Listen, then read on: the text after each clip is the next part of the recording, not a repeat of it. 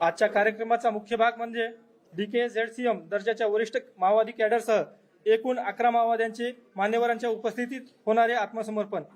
DKZCM Vimala Chandra शिडाम उर्फ तारा उर्फ वसल्ला उर्फ तारक्का यांच्यासह 3 DVCM, 1 उपकमांडर, 2 ACM, 4 दलम सदस्य दर्जाचे माओवादी सदस्य हे आज मान्यवरांच्या उपस्थितीत आत्मसमर्पण करीत आहेत।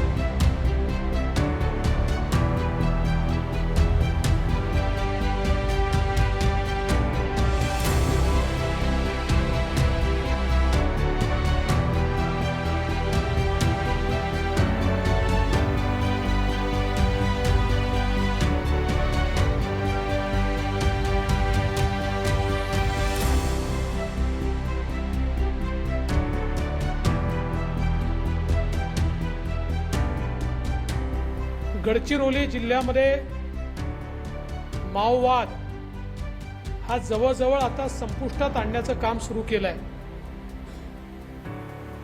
उत्तर गडचिरोली